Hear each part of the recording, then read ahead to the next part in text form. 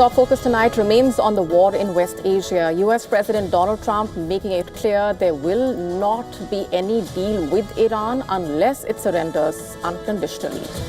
We also tell you all that you need to know about the situation on the ground. As the war shows no signs of slowing down, we get you up to speed with the latest.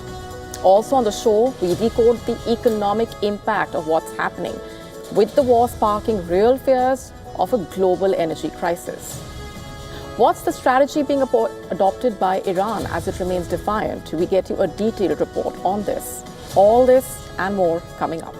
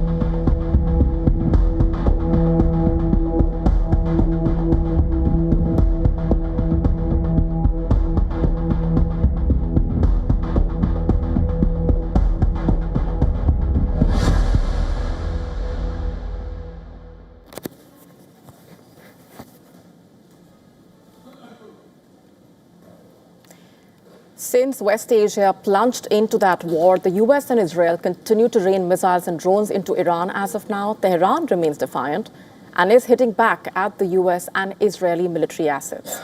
U.S. President Donald Trump making it clear in no uncertain terms that there will not be any deal with Iran unless it surrenders unconditionally.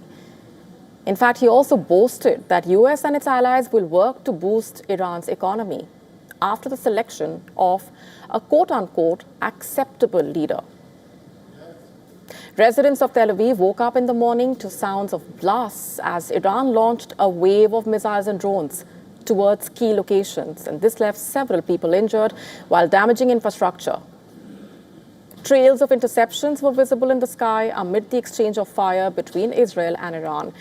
And in that attack, the IRGC claimed to have used missiles which have a range of nearly 1,450 kilometers.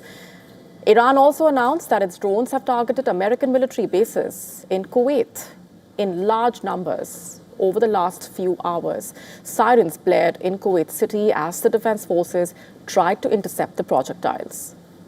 Kuwait's defense ministry has said that 67 of its soldiers have been injured over the past week. Tehran also claimed to have struck a U.S.-owned oil tanker near the borders of Kuwait. Meanwhile, explosions were heard near Erbil Airport in Iraq's autonomous Kurdistan region, which hosts U.S. troops. Additionally, oil production at an oil field operated by a U.S. firm was reportedly halted owing to an Iranian drone attack. Iran, meanwhile, has threatened to target all facilities in the region if the Kurd fighters are allowed to enter its territory. In fact, Iran also made another sensational claim.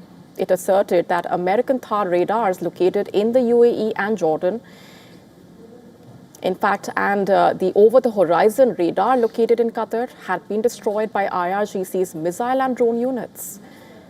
Other countries in West Asia have also not been spared. Bahrain accused Iran of striking a hotel and 2 residential buildings in its capital city.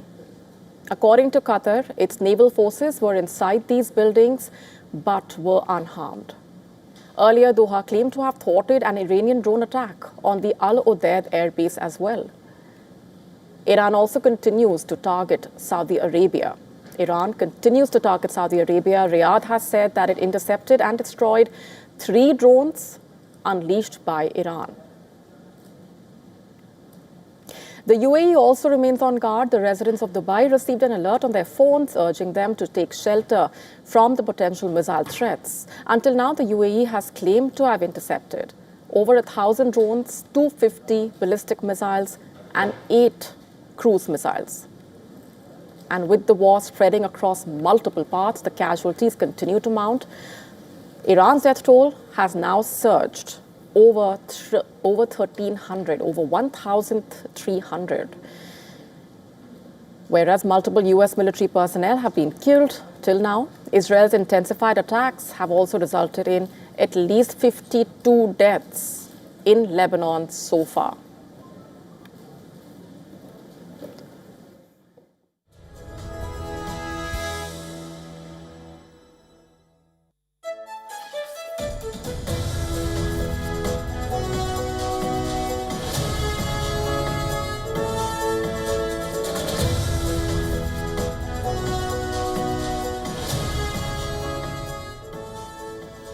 Now, Israel has also stepped up the ante.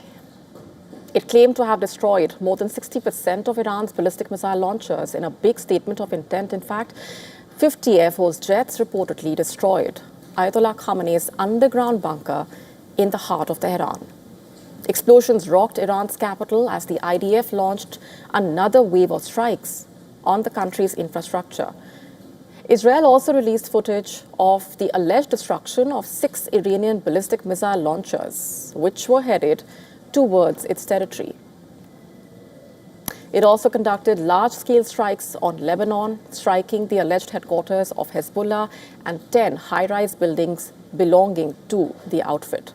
Now, this also left behind a trail of destruction with destroyed buildings, thousands of people being asked to evacuate in order to save their lives. As per reports, Lebanon finance minister's son was also injured during the IDF operations. And the U.S. persisted in its relentless bombing of Iran. The CENTCOM chief, meanwhile, revealed that the U.S. has struck close to 200 targets in the last 3 days alone. He also claimed that ballistic attacks from Iran have decreased by 90% since day one. In just the last 72 hours, America's bomber force has struck nearly 200 targets deep inside of Iran, including around Tehran. And in just the last hour, U.S. B-2 bombers dropped dozens of 2,000-pound penetrator bombs targeting deeply buried ballistic missile launchers. America also released a video showing an alleged Iranian drone carrier being hit by its strike. Iran has yet to comment on this specific claim. Earlier, Trump said that he will not accept Khamenei's son's ascension to power. He insisted to have a say in the selection of Iran's next supreme leader. Trump also claimed that Iran was reaching out for talks. However, Iran's president rubbished this speculation. While maintaining that Iran is committed to lasting peace in West Asia, he stressed that there will not be any compromise in defending the country's sovereignty. With both sides unwilling to restart negotiations, it seems apparent that we are in for an extended spell of war.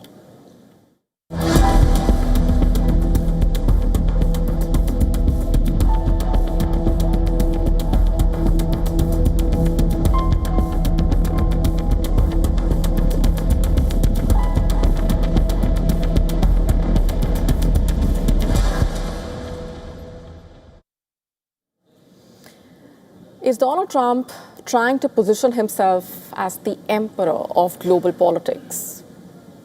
From Tehran to Tel Aviv, from Madrid to Havana, the U.S. president is making it clear that he wants a say in who rules, who falls, and who falls in line in a way. In a remarkable series of statements, Trump has laid out a vision of American power that goes far beyond diplomacy, one where Washington does not just influence global politics, it decides it. Let's start with Iran. Trump said the United States must be involved in choosing Iran's next leader after Ayatollah Ali Khamenei was killed in that military strike. He even suggested that it would be wonderful if Iranian Kurdish forces based in Iraq crossed into Iran to attack the security forces. He openly floats a scenario of internal uprising inside the Islamic Republic. Trump also dismissed the possibility of Khamenei's son taking over, saying he does not believe the next leader of Iran will come from the supreme leader's family. But then Trump's interventionism does not just stop at Iran. In Israel, he's now publicly pressuring the president to pardon Prime Minister Netanyahu. Netanyahu, remember, has been on trial since 2020 over corruption charges, including allegations that he received luxury gifts like cigars, champagne, jewelry from billionaires, allegedly, in exchange for political favors. And Trump has also dismissed the case as a witch hunt. He has also drawn parallels with his own legal battles in Washington and says that Netanyahu should not be on trial over wine and cigars. Ironically, the war with Iran is boosting Netanyahu's popularity back home. New polls also showing his party gaining support amid the war in West Asia. Very interesting. But the surge is also coming at the expense of other parties in his alliance, which means his coalition still does not have the numbers to gain seats if elections were held today. And while Trump is weighing in on Israel and Iran, his global assertiveness is also spreading elsewhere in other parts. The U.S. president, in fact, threatening to cut off all trade with Spain after Madrid refused to allow American bases on its territory to be used for military operations in the war. Trump called Spain terrible and said Washington does not want anything to do with the country. Meanwhile, the rhetoric is even more direct in the Caribbean. Trump has renewed threats to topple the government of Cuba. Listen to this. What's happening with Cuba is amazing, and we think that we want to finish this one first, but that will be just a question of time before you and a lot of unbelievable people are going to be going back to Cuba. Hopefully not to stay. We want you back, and we don't want to lose you. We don't want to make it so nice that they stay. And previously in South America, the U.S. kidnapped the Venezuelan president over charges to drug trafficking. Maduro now sitting in a U.S. jail. And then there is the bragging, of course. Trump is taking credit for political developments around the world. He claims his administration helped Argentina's president win a crucial midterm election, pointing to a potential $40 billion U.S. bailout package that he says boosted the leader's government before the elections. That's what he claims. Trump has also claimed credit for a conservative victory in Japan's lower house election last year.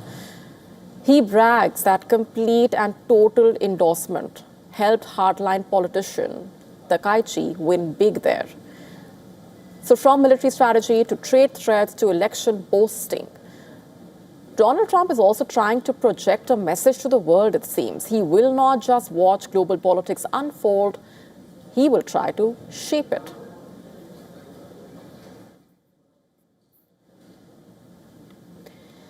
Missiles continue to rain across West Asia as the war continues to widen. U.S.-Israel saying together they are dismantling Iran's war machine, but Iran has also shifted its tact on missile barrages.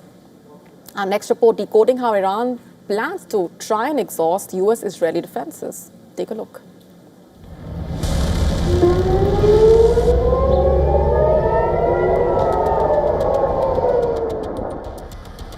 Sporadic warnings. Fireballs in the night sky.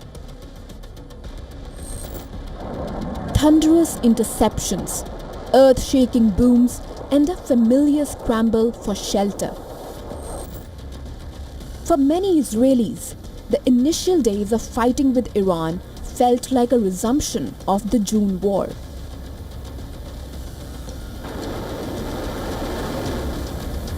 Yet, Iran's response to US and Israel's relentless strikes has been different this time. Experts say Tehran has prepared itself for a long-drawn battle. A huge number of missiles and drone inventories have been tucked deep inside mountains where American air or missile strikes cannot reach.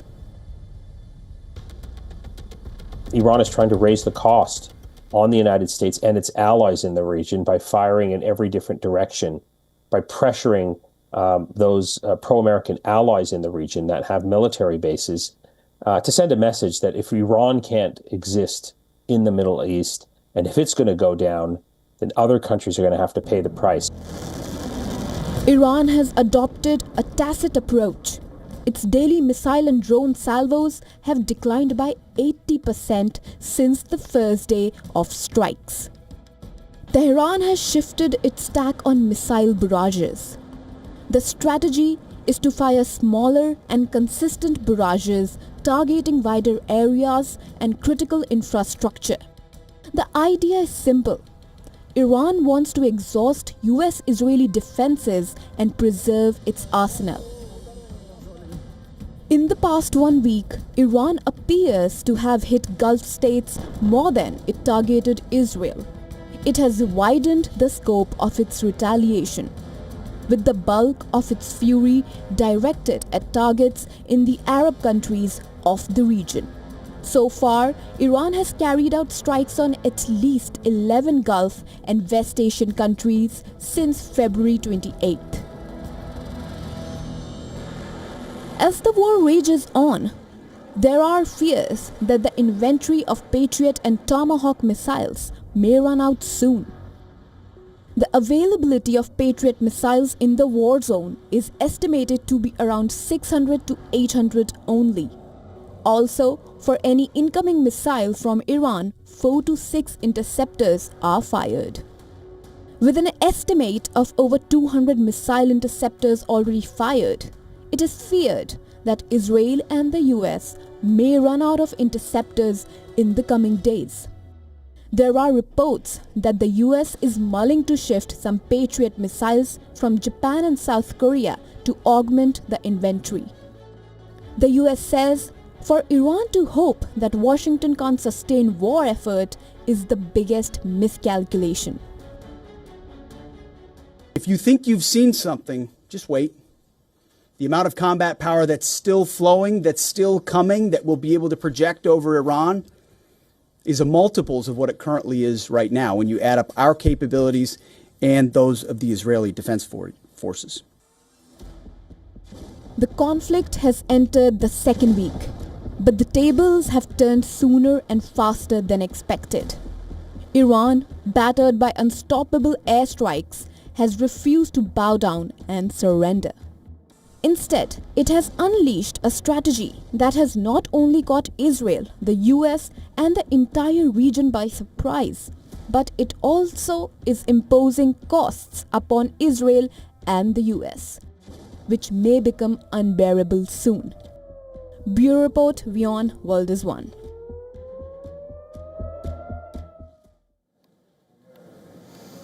And with the war raging on, a new superpower seems to be entering the fray. Reports emerging that the Kremlin has been tacitly supporting the Iranian war machine with precise intelligence to bleed American forces. New reports from the Washington Post suggesting that Russia is now acting as Iran's eyes in the sky. And according to officials, Moscow is allegedly providing real-time satellite intelligence to target American warships and aircraft, a move that marks, in a way, the indirect entry of a nuclear-armed rival into the conflict, it seems. These are reports, no official confirmation, of course. But the signs are already showing on the ground, it seems. Iran has been launching drones targeting US bases. Iran has got advanced weaponry, including newer types of drones. The Russians have got them all. And if these reports are true, then the success of Iranian strikes. It was earlier thought that Iran is just randomly firing swarms of drones, hoping to overwhelm the US air defenses and hit the targets. But now it seems that Tehran has got the backing of Moscow. And as Trump promises a surge in attacks on Iran, the Iranian Revolutionary Guards, it seems, using Russian data to slip through the gaps, hitting early warning radars and command cells with surgical accuracy. President Trump has issued a chilling ultimatum. Nothing less than unconditional surrender will stop the rain of fire, he says. From the ruins of Beirut to the burning streets of Tehran, tens of thousands fleeing the heaviest strikes since the war started. And as Israel kills high-ranking Hezbollah commanders in Lebanon, Iran is firing back, not just into Israel, but also striking U.S. bases into Kuwait, Qatar, Saudi Arabia. The joint U.S.-Israeli aerial bombardment is right now targeted on Tehran, while the B-2 stealth bombers drop 2,000-pound penetrator rounds to demolish Iran's hardened structures. Israeli jets are launching targeted strikes on Iranian missile and drone facilities.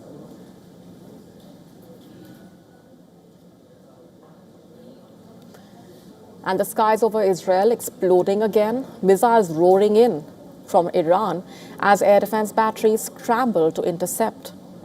After days of intense U.S. and Israeli strikes on Iranian military targets, Tehran has launched one of its most aggressive retaliatory barrages yet.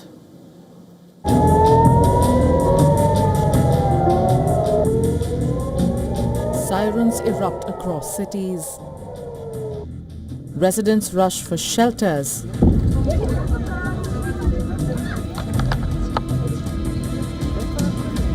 And seconds later, the sky lights up. Missiles streak towards Tel Aviv and Jerusalem as Iranian forces unleash another wave of attacks. Interceptors launch rapidly, trying to break the incoming barrage before it reaches the ground. Iran's Islamic Revolutionary Guard Corps claims to have launched the Khorramsher missile, which can carry about 2 tons of explosives and has a range of about 3,000 kilometers. The IRGC claims that the missile was used to target the Ben Gurion airport. Israel, on the other hand, has accused Iran of using cluster munitions.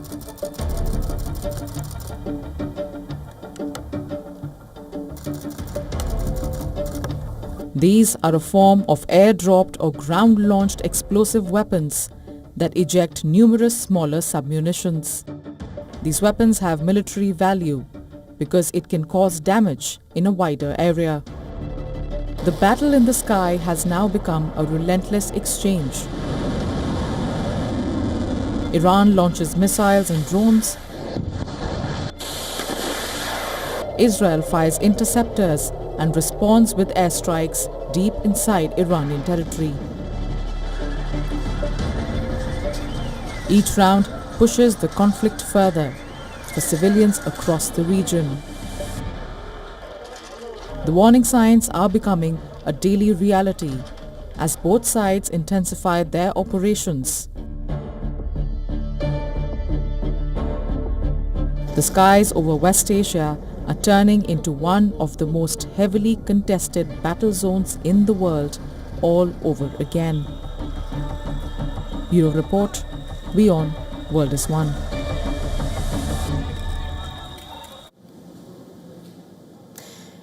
From the price of fuel at petrol pumps to electricity bills, food prices, shipping costs, factory production lines, the war in West Asia threatening to ripple through the everyday lives of millions of people around the world. A single maritime choke point has become the center of global anxiety. The Strait of Hormuz has been effectively sealed off by Iran. The narrow waterway is one of the world's most important routes for energy shipments. Shipping and market tracking firms, including Lloyd's, list intelligence and marine traffic, reporting that more than 200 oil tankers and cargo vessels are currently unable to move through the strait. The disruption has immobilized a large portion of the global tanker fleet. Around 60 very large crude carriers are among the vessels unable to transit the strait. It represents roughly 8% of the world's compliant, very large crude carrier fleet. The closure of the strait has had an immediate effect on global energy markets. Brent crude prices have been rising sharply, approaching $90 per barrel. After increasing by around 20% within a few days, insurance companies have also started withdrawing war risk coverage for vessels traveling through the area. A large share of crude oil and liquefied natural gas exported from the Gulf passes through this route every single day. Just to put this simply, when that flow slows or stops, economies far beyond West Asia begin to feel the pressure, because around 20% of the world's global oil passes through this narrow strait. Energy importers across Asia and Europe are already bracing for the consequences. Governments and shipping companies are scrambling to find alternative routes. Major shipping companies are already reacting. Danish shipping giant also cancelling multiple routes in the region as companies reassess the risks and wait for clarity on security conditions. Energy markets are also preparing for the worst case scenarios.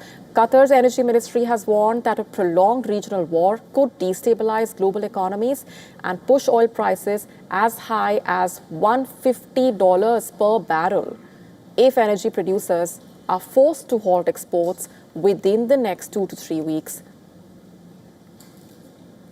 In fact, interestingly, AI chatbots have also been predicting the way things will stand. Washington, D.C., as per their prediction, could see the highest percentage jump because American fuel prices respond quickly to crude price changes, while London and Tel Aviv remain the most expensive overall due to higher taxes. And New Delhi's increase stays relatively limited because fuel prices are partly controlled by government policy. For countries like India, the ongoing crisis carries immediate energy security implications. India imports more than 85% of its crude oil needs and roughly half of those supplies. In fact, about 2.5 million barrels per day typically passing through the Strait of Hormuz. Liquefied natural gas exports have also been disrupted after missile and drone strikes damaged energy facilities in Qatar, forcing a halt in some production and shipments. India imports nearly half of its LNG from Qatar, which fuels city gas networks that supply compressed natural gas for vehicles and piped gas for homes. Bangladesh and Pakistan rely heavily on LNG shipments from Qatar and the UAE as well, raising the risk of power shortages, factory slowdowns, economic strain if supplies remain constrained. Across Asia, which receives about 82% of Qatar's LNG exports, energy prices are already climbing sharply. Gas prices in parts of Europe and Asia have surged, increasing the risk of inflation and slower industrial growth. So what started out as a geopolitical confrontation is rapidly evolving into a global economic crisis, because the longer the Strait of Hormuz and energy sites in West Asia remain disrupted, the more likely it becomes that households, businesses, and entire national economies will begin to feel the consequences in everyday life. And with that, we're taking a very short break. Coming up on the other side, as the war enters a whole new phase, we tell you how the Pentagon is rushing to rebuild its missile stockpiles and secure billions in new funding. Also getting you the latest on the Epstein Files saga. All this and more coming up.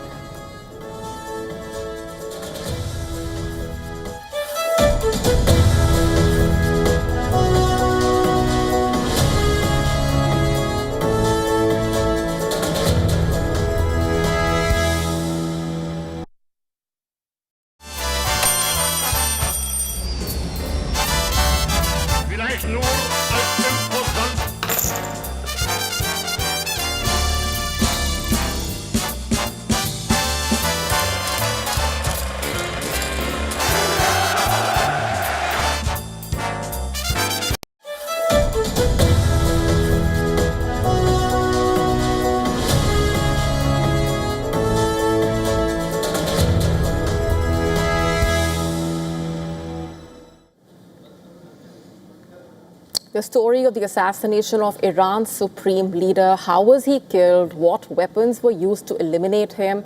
How Khamenei's assassination has led to a full-blown, wider regional war.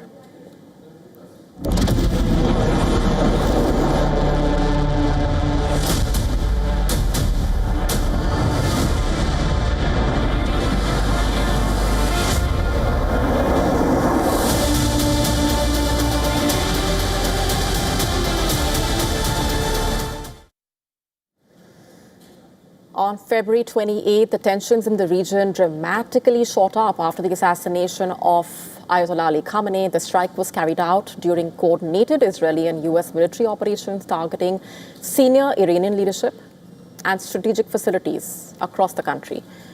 The supreme leader had spent much of the previous weeks sheltering deep underground amid fears of Israeli strikes, had surfaced to attend a high-level meeting. Within hours, U.S. and Israel announced his death. The weapon that brought Khamenei's death wasn't a conventional weapon. It was a deadly missile that was launched from an Israeli fighter jet.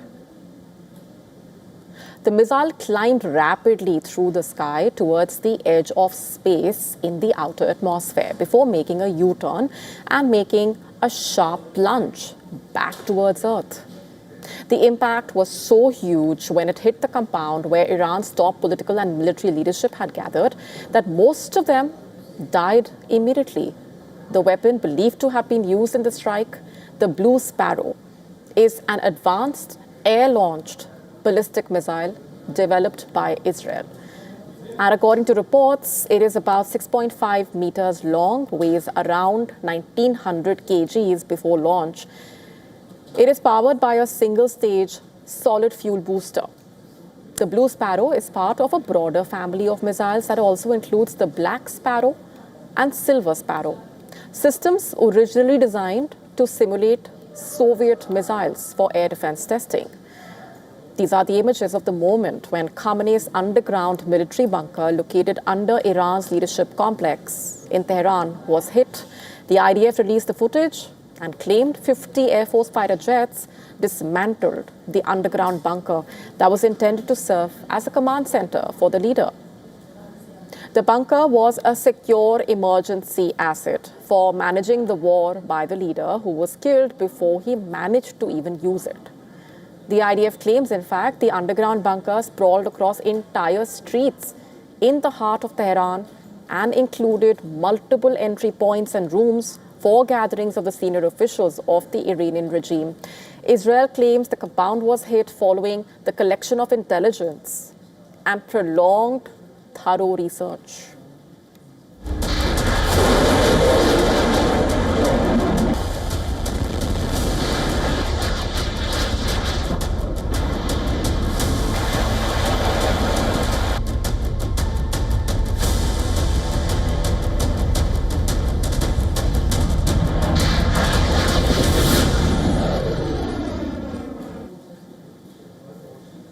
The United States is preparing for a longer and potentially deadlier conflict with Iran. As the war enters a new phase, the Pentagon is rushing to rebuild its missile stockpiles, secure billions in new funding, and push defense contractors to rapidly scale up the weapons production.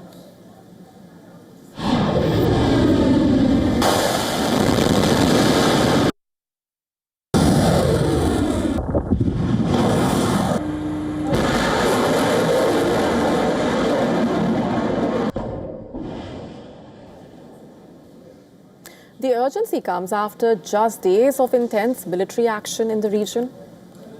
Now, that's already burned through some of America's most advanced and expensive munitions.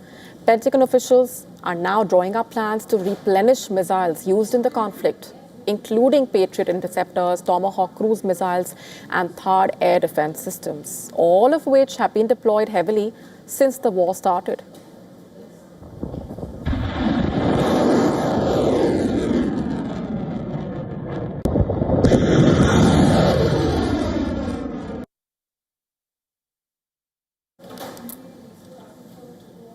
And the price tag is staggering. Analysts estimating that in just the first 4 days of the operation, the U.S. military campaign against Iran may have cost close to $11 billion. That figure includes nearly $5.7 billion in missile interceptors used to shoot down Iranian ballistic missiles and drones, another $3.4 billion in bombs and strike missiles fired by U.S. forces. And that does not even include the cost of troops, training, or the massive deployment of more than a dozen warships and over 100 aircraft positioned across the region. As a result of this, critical American stockpiles are now under pressure.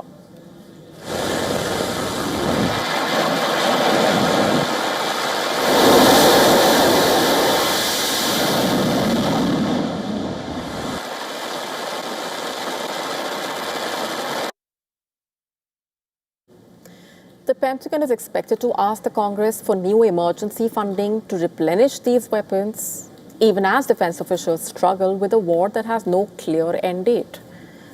The challenge compounded by an industrial base that was already stretched, not just by current conflicts, but by preparations for future threats, particularly from China. Remember, President Trump responded by calling for a massive expansion of defense spending. The president proposed a defense budget of $1.5 trillion, which is around $500 billion more than the current levels. He is also pressuring defense giants like Lockheed Martin and Boeing, reportedly, to triple or even quadruple the production of advanced missiles. The White House insisting the U.S. military still has more than enough weapons to achieve its objectives in the West Asia war. But even President Trump has acknowledged that some of those sophisticated hardware are in extremely high demand. And the battlefield is only adding to that pressure.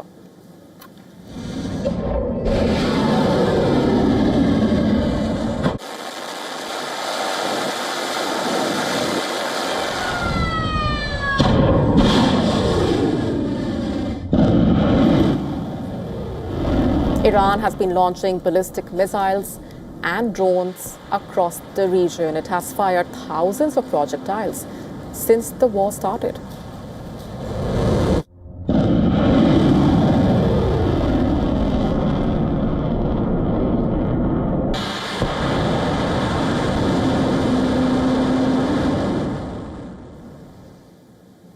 In fact, the UAE alone says 189 ballistic missiles have been fired towards its territory during the conflict. Western officials say Iran's strategy appears deliberate. Instead of firing massive barrages, Iran has been launching missiles at a slow but steady pace. And Israel calls this tactic of Tehran a drizzle strategy. The aim basically is to force Israel and its allies to continuously fire expensive interceptors, and this will drain the defense systems of its adversaries over time. In fact, analysts are saying Iran has used this strategy before. During last year's brief war with Israel and the U.S., Tehran, remember, held back some of its most advanced missiles until late in the conflict, waiting for Israel's defense stockpiles to thin out.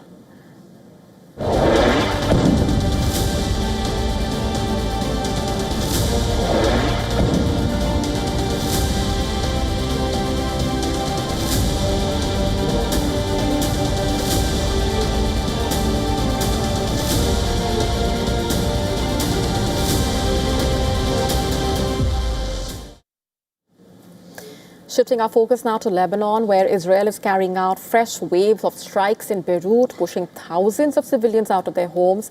And amid all of this, Hezbollah has deployed its elite Radwan forces to southern Lebanon to confront advancing Israeli troops.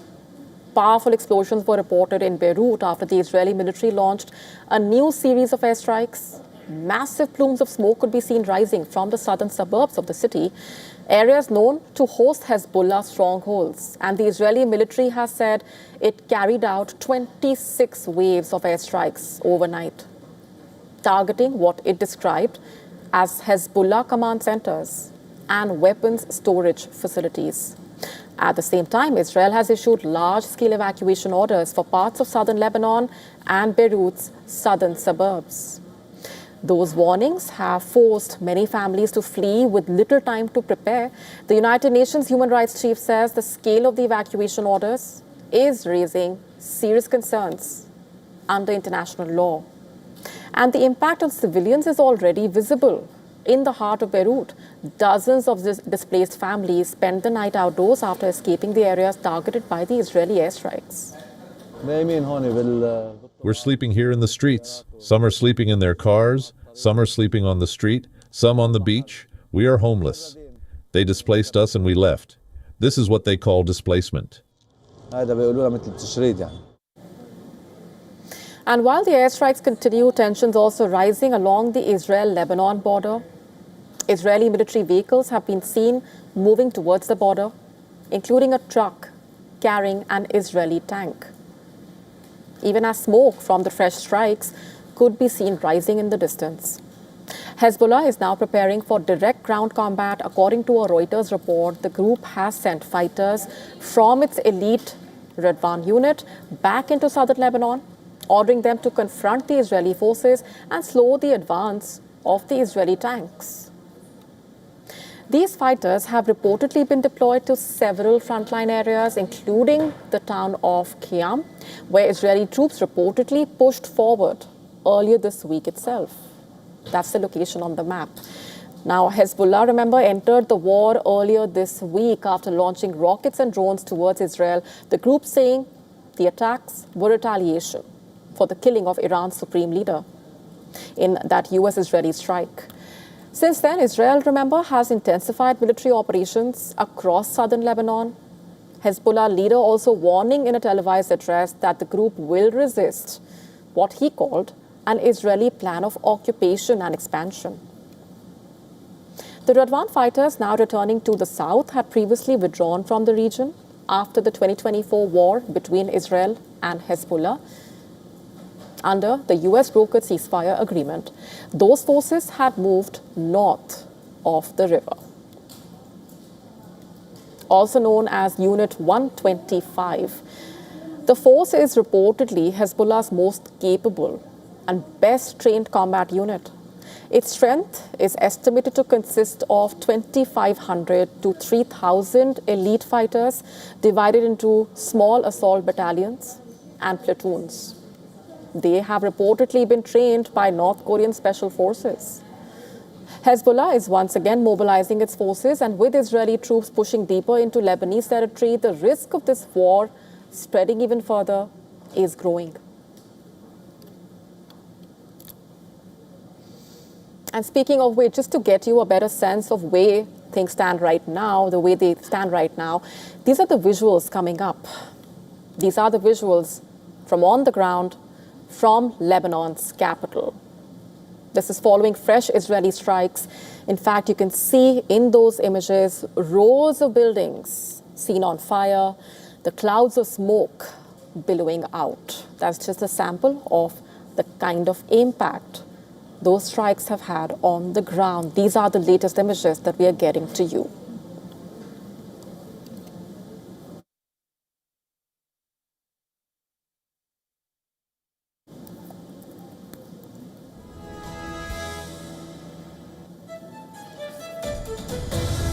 And as the war continues to rage, this is the latest that we're getting to you as we continue to join the dots for you and ascertain the kind of impact as a result of what's been happening on the ground. These are the images coming in as of now from on the ground in Beirut.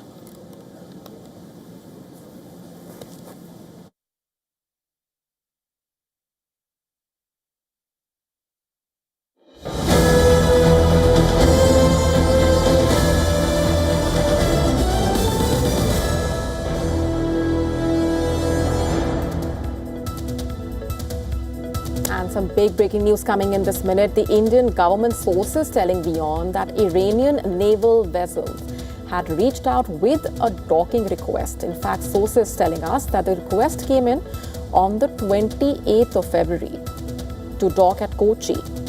And the Indian authorities granted approval on the 1st of March. And it has remained docked at Kochi since the 4th of March. Crew members of the Iranian warship currently accommodated at naval facilities in Kochi. That's the latest coming in at this point as we continue to monitor the fast-paced developments that have been trickling in. Remember, this has been a crucial aspect of what has been unfolding. Let's go straight across now to Siddhant Sibbal, who's been getting us those inputs. Siddhant, over to you. What more can you tell us at this point?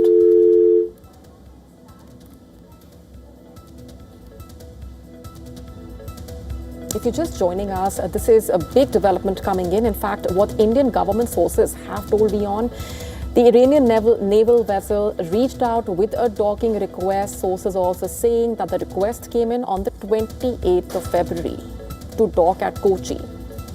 The Indian authorities granted approval on the 1st of March. That's the date. And it has remained docked at Kochi since the 4th of March. And crew members of the Iranian warship currently accommodated at naval facilities in Kochi is what has emerged.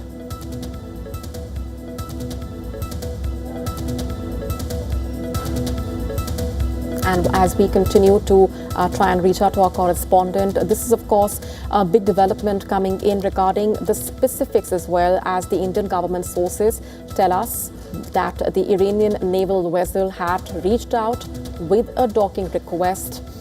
In fact, the Indian authorities granted approval on the 1st of March. And let's get in further details now from Siddhant Sibal. Siddhant, over to you. What more can you tell us at this point? What is known?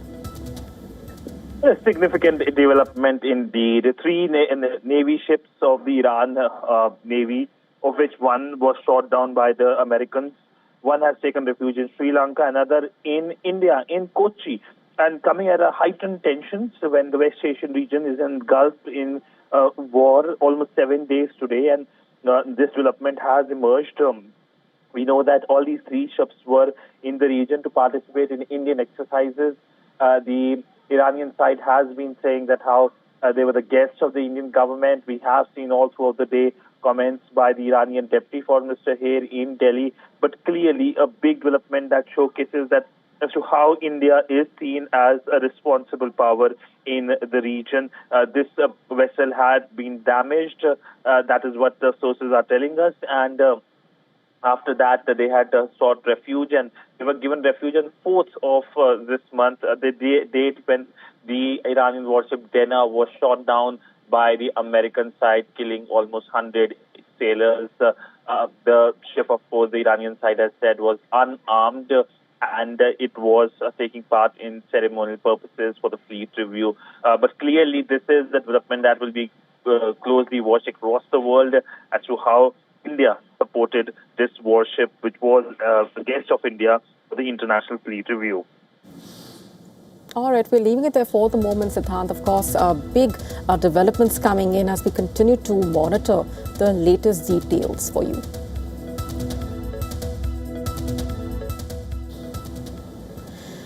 In fact, as the war rages on, U.S. President Donald Trump remains in the spotlight for contradicting himself in a way as well. Whether it is regarding oil prices or the deployment of ground troops, he has made a series of U-turns amid this war. Here's a detailed report on this. As the war in West Asia rages on, the US and Israel are striking Iran hard. Casualties are mounting. Tehran remains defiant and is hitting back.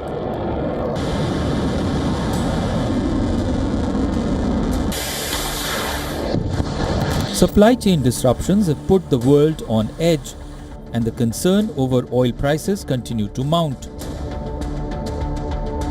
Trump's remarks on the oil prices sounded strikingly similar to the Rocky IV movie's iconic dialogue, "If he dies, he dies."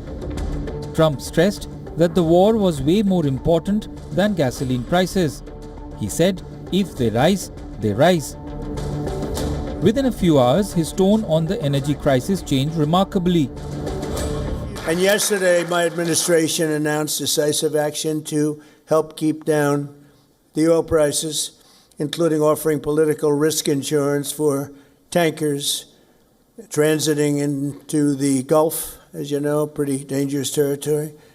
Further action to reduce pressure on oil is imminent, and the oil seems to have pretty much stabilized. On Monday, Trump refused to rule out the option of sending ground troops to Iran. And on Thursday, he categorically called it a waste of time. That's not all. Regarding what triggered the war, Marco Rubio seemed to pass the buck to Israel. We knew that there was going to be an Israeli action. We knew that that would precipitate an attack against American forces. And we knew that if we didn't preemptively go after them before they launched those attacks, we would suffer higher casualties. But then Trump rubbished this theory. This time, he linked the decision to his intuition that Iran was going to attack first. We were having negotiations with these lunatics, and it was my opinion that they were going to attack first. They were going to attack. If we didn't do it, they were going to attack first. I felt strongly about that. And we have great negotiators, great people, people that do this very successfully and have done it all their lives very successful. And based on the way the negotiation was going, I think they were going to attack first. And I didn't want that to happen. So if anything, I might have forced Israel's hand. Meanwhile, Trump is seeking divine intervention as well. A group of pastors assembled in the Oval Office to offer prayers for Trump and the American armed forces. And Lord, you will guide him in these challenging times that we're facing today. I pray for your grace and your protection over him. I pray Bureau Report, WION World is One. And all of our men and women serving in our armed forces.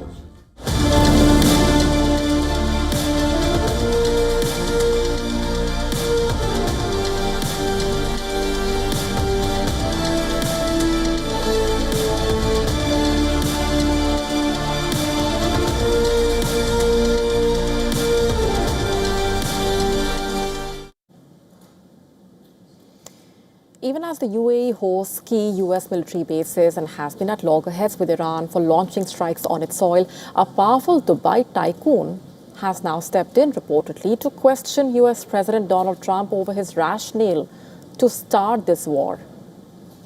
Billionaire businessman Khalif Ahmad Al Habtoor, who is the chairman of the Al Habtoor Group, openly slammed Trump for taking a dangerous decision, quote unquote. In fact, he said, I'm quoting, "Who gave you the authority to drag our region into war with Iran?" Quote unquote. That's what he said. He also questioned Trump on whether he calculated the collateral damage before plunging the region into war. And he also took a swipe at the US president's Gaza Board of Peace, highlighting the contradiction between this initiative's commitment to peace and the current military escalation. Additionally, he opined that the war puts American lives at risk as well. His criticism assumed significance as he publicly built good ties with Israel after Trump brokered the Abraham Accords.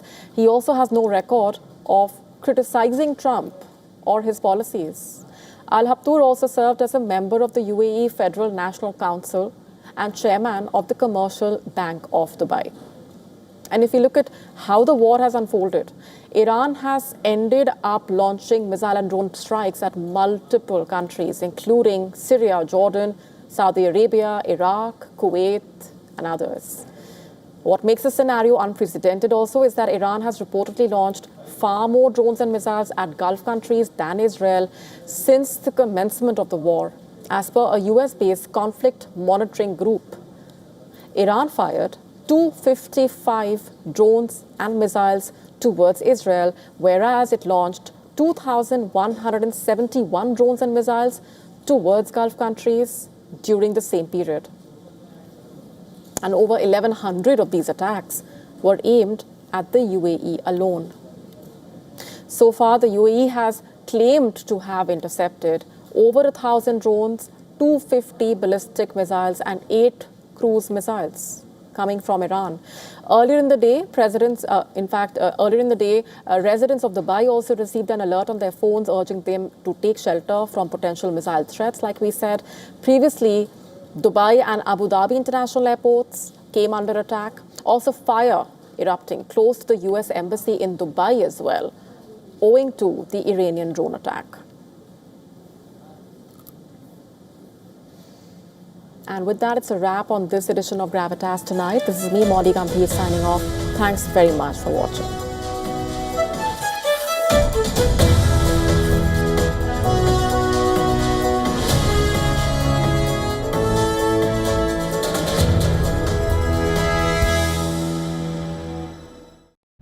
In West Asia, every move shifts the world's balance.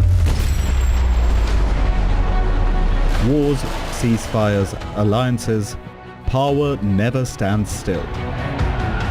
From Tehran to Tel Aviv, from Damascus to Doha, the West Asia Post cuts through the chaos to reveal the region that shapes the world. Because what happens in West Asia never stays in West Asia. This is the West Asia Post, the region's story, the world's impact.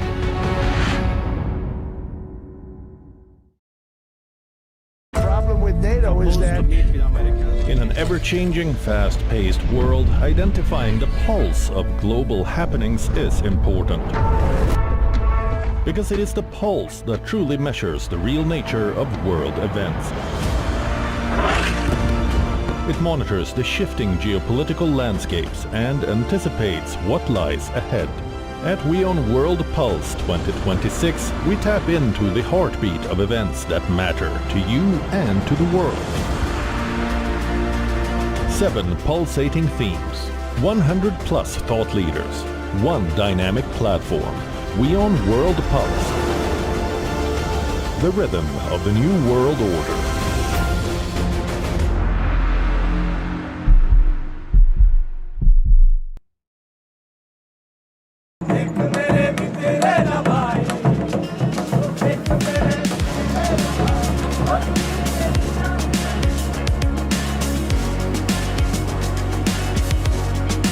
I'm Johan Castell, and you're watching a special episode of Wings brought to you from Sateh here at Yashobumi in New Delhi. This is South Asia's leading travel and tourism exchange.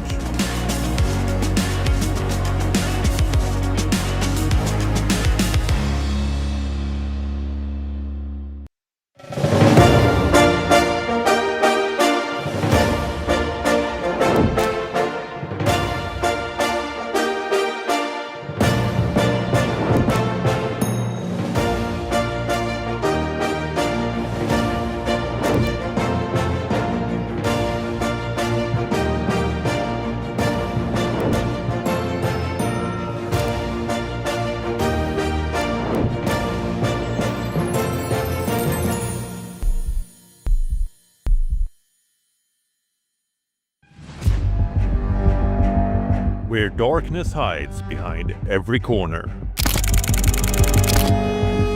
Where the truth is stranger than fiction. A show that dives deep into the stories which shock and mystify. Unsolved murders. Psychopaths who defy explanation. International war crimes. And millions swindled in financial fraud. The victims, the accused, and the sinister plot. Crime is your front row seat to darkness.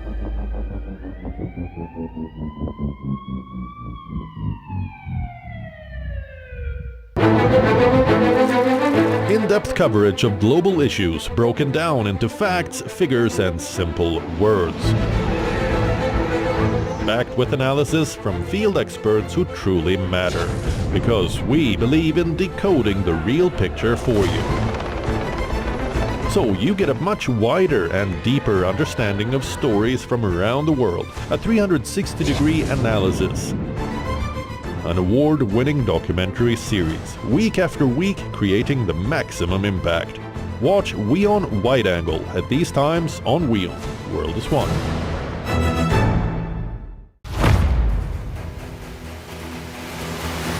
Get the latest